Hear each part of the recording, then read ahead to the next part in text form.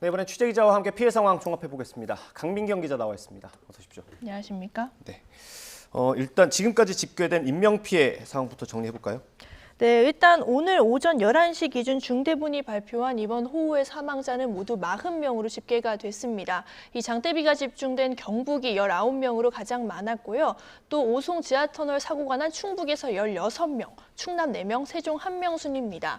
원래 오전 6시보다 현재 1명이 늘어난 상태인데 이는 오전 6시 20분쯤에 발견된 20대 여성이 추가된 거라고 보시면 될 것 같습니다. 이 실종자는 경북이 8명에 부산이 1명, 모두 9명입니다. 부상자도 경북과 충북 등지에서 34명이 나온 상황이고요. 이거는 오전 6시와 크게 다르지 않습니다.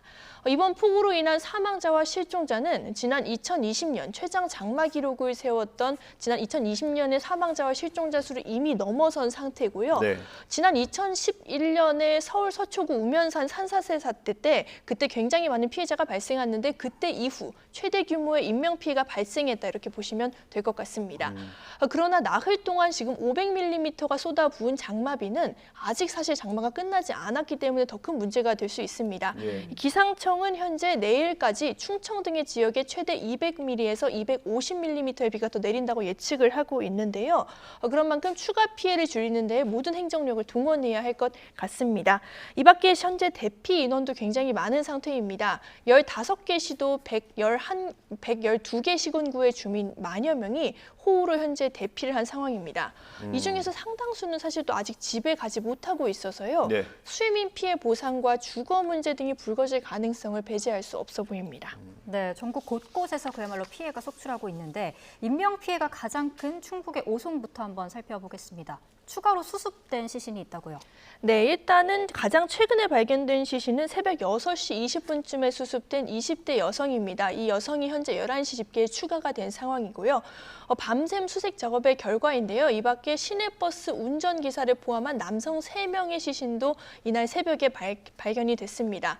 그래서 현재까지 확인된 사망자는 모두 13명으로 집계가 되고 있습니다. 또 소방과 경찰, 군 당국이 오전에도 수색을 계속하고 있긴 한데요. 아직까지 더 발견된 시신은 없는 상태입니다. 그러나 원래 신고된 실종자 수보다 현재 발견된 사망자가 더 늘어난 상태거든요. 네. 그런 만큼 앞으로도 사망자는 더 나올 수 있어 보여서 조금 더 신경을 써야 할 것 같습니다. 또 어제 끝나기로 한 배수 작업도 사실 아직은 진행 중입니다. 원래는 어제까지 물을 다 뺄 수 있을 거란 전망이 나왔는데요. 물을 어느 정도 빼고 보니까 안에 진흙이 좀 많이 차 있어서 막판 작업에 조금 어려움을 겪고 있다고 이해하시면 될 것 같습니다. 현재까지 배수 진척도는 90%로 집계됐는데 오늘 아침까지, 어제 저녁부터 오늘 아침까지 80%였다가 지금 10%가 늘어난 상황이라고 보시면 될 것 같습니다. 다만 아까 말씀드렸다시피 진흙이라는 난관이 있어서요. 언제 작업이 완전히 종료될지는 아직 좀 섣불리 예측하기 어려운 상황입니다. 예, 진흙이 많다는 건 수색 작업도 그만큼 진흙이 다 걷어내질 때까지는 진행이 된다라는 뜻으로 이해를 하면 될 것 같고요. 일단 이번 사고 원인 인명피해가 너무 컸는데 그 이유를 좀 짚어볼까요? 네, 한 3가지 정도로 좀 정리가 될 수 있을 것 같은데요. 우선 첫 번째로는 이 지역에 굉장히 많은 비가 내렸다는 거, 그리고 그 지하차도의 지역적 특징, 그리고 마지막으로는 허술했던 관리가 이번 사고를 키운 3가지 원인 정도로 파악할 수 있을 것 같습니다.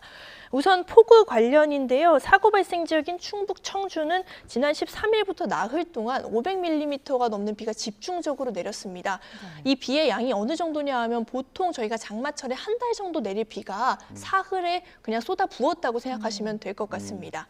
그리고 두 번째로 지역적인 특징인데요. 이 터널 근처에는 현재 금강으로 흐르는 제1지류인 미호강이 있습니다. 네. 이번 사고는 이 미호강의 제방이 무너지면서 강물이 순식간에 지하차도 일대로 범람하면서 발생했다고 소방이 1차적으로 추정을 좀 하고 있는데요. 그런데 좀 주목해야 할 점은 지금 금강통제소에서 재차 위험 신호를 전달해 왔다고 합니다. 실제로 사고 전날 홍수주의보에 이어서 사고 발생 4시간 반 전에는 홍수경보 발령문이 지자체에 전달된 것으로 확인이 되고 있습니다. 네. 이후에 물이 9m까지, 그러니까 목전까지 차올랐을 때는 통제소가 직접 구청에 전화를 걸었다고 해요. 전화를 해서 대비하라는 경고 메시지를 전하기도 했는데 지자체는 도로 통제 등의 별도 조치를 하지 않았습니다. 이에 대한 지자체 설명 한번 직접 들어보시겠습니다. 50cm 되기 전까지 50cm가 되면 보통 수용차 바퀴가 반 이상 잠기는 그런 깊이이기 때문에 그 운행이 위험하다고 이렇게 판단해서 저희 통제를 하게 되는데 그 사고 임박하기 전까지도 그런 징후가 없었고 또 더군다나 그 지금까지 설명드렸듯이 제방이 유실이 되면서 그 유입된 하천수에서 지금 박스가 침수가 된 거기 때문에 네, 지금 말한 이 설명에서 세 번째 이유, 즉 행정당국의 부실한 대처라는 이유가 나오는 건데요. 사실 현장에서는 계속되는 홍수 경고에도 모래를 그저 쌓아 올리는 정도의 둑보수, 이 정도만 했다는 증언이 또 나오고 있거든요. 예. 이러다 보니까 유가족들은 왜 사전 대처를 하지 않았는지에 대한 분통을 터뜨리면서 동시에 사후 대처도 좀 부족하다는 지적을 재차 내놓고 있습니다. 직접 들어보시겠습니다. 이거를 행정당국에서 설명을 해주면 이해를 하겠는데 설명이란 자체는 없고 왜 우리가 출입 통제를 안 했냐고 물어보니까 4년 동안 아무 일도 없었으니까 아무 일도 없을 거라고 여겼다는 거예요. 네, 비가 많이 내리고 도로가 물에 잠기는 거는 어쩔 수 없는 재해일 수 있습니다. 그러나 재해의 사전 징후가 이렇게 보일 때 과할 정도로 대처를 해서 인명피해를 막는 건 사람의 일이 아닐까 한데요. 이는 안전의식 부족으로밖에 보이지 않는 현재 행정당국의 부실한 대처. 이 부분은 앞으로 사고 수습을 마치는 대로 분명히 반성을 하고 또 정확한 원인 규명을 좀 해야 될 걸로 보입니다. 네, 오송뿐만 아니라 지금 다른 지역 피해도 상당하지 않습니까? 네. 앞서 리포트로도 전해드렸습니다만 경북 지역도 지금 피해가 막심하다고요. 그렇습니다. 앞서 김근우 기자가 간단히 짚어보긴 했는데 예. 경북 쪽에는 특히 산사태 피해가 굉장히 컸습니다. 특히 예천군의 피해가 좀 가장 컸는데요. 이 마을이 통째로 산사태에 떠내려간 감천면과 효자면에서는 각각 2명이 산사태로 매몰이 된 상태입니다. 이 중에서 효자면에서 60대 여성이 숨진 채 발견된 상황이고 그 밖에 3명은 아직까지도 수색 중입니다.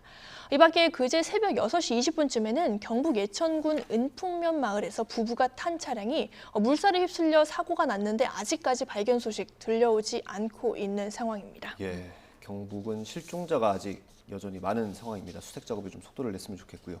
마지막으로 지금 서울 시내 상황 좀 짚어볼까요? 네, 서울은 어제와 오늘 새벽까지 사실 비가 조금 소강 상태였거든요. 그러다 보니까 팔당댐, 지금 그 나머지 도로 자체는 좀 어느 정도 풀린 상태인데 다만 비가 전국적으로 많이 내리다 보니까 팔당댐을 방류하다 보니까 한강 수위는 평소보다 좀 높은 상황이라서 여전히 주의가 필요합니다. 이 서울 중에 가장 먼저 물에 잠기는 잠수교는 여전히 인도와 차도 모두 통제가 되고 있습니다. 또 서울 시내 주요 도로는 대부분 통제가 풀리긴 했는데요. 특히 오늘 새벽 기준으로 올림픽대로 여의 상류와 여의 하류 나들목은 양방향 모두 통제가 해제된 상태라 크게 교통 불편은 없는 상황 정도로 아시면 될 것 같습니다. 다만 개화 육관문과 당산 나들목 육관문 등 서울 내 도로 3곳은 아직 차량이 들어갈 수 없으니 이동 시 조금 고려를 해야 할 것 같습니다. 예. 또 오늘도 서울에는 10에서 60mm의 비가 예보되어 있으니까요. 아직은 긴장을 늦추지 말아야 할 것 같습니다. 네, 아직까지 긴장을 놓을 수 없는 상황입니다. 네, 여기까지 듣겠습니다. 강민경 기자였습니다. 고맙습니다. 네, 고생하셨습니다.